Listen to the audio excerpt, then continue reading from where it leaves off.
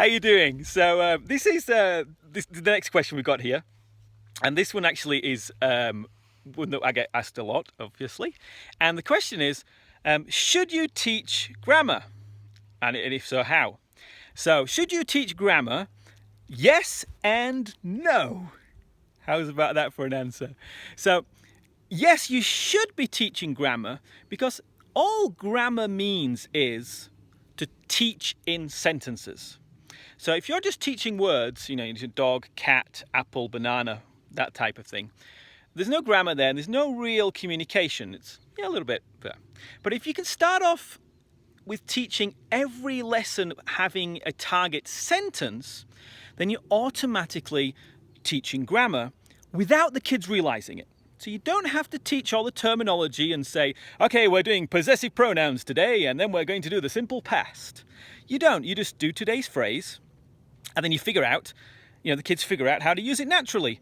So if you look at my curriculum, we have stand up and sit down and yeah and clap and things. Now those are imperatives, but we don't say to the kids, we're going to do the imperative today. I just say, everybody stand up and off we go. And the next lesson after we've done rock, paper, scissors, we go on to what's your name? What's your name? It's a sentence. The kids instinctively pick up how that sentence should sound and they instinctively pick up the grammar. My name is. What's your name? That's why we do it in sentences because, really, in real life, if you say what's your name, I'm just going to say Richard.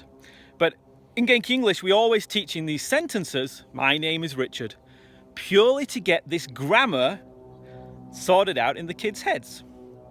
And as you go through the curriculum, if you notice in every Genki English lesson, there's a different grammar point.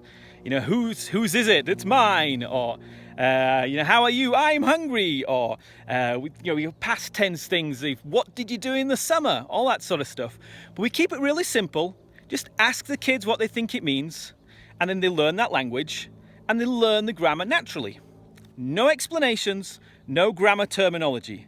Because to be honest, if you ask somebody in England or America to explain what future progressive is, I don't even know if that's a real thing, they'd have no idea, but they speak fluently. So that's what it's all about, it's getting the kids speaking fluently. And then later on, once they become awesome speakers, if you have to because of the tests, then you can introduce the terminology. And because the kids can already use the language, it becomes really easy. You just go, that thing you've been using for ages? This is what it's called in grammar. And they go, cool, easy. Very simple to do. But again, it's all in doing things in the right order. So if you get dressed first and then go in the shower, it's not going to work. So if you do grammar terminology first and then do the speaking, that's not going to work.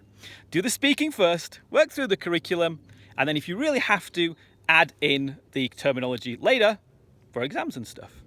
Easy, isn't it? No stress. That's what it's all about. Let's make it simple. See you later.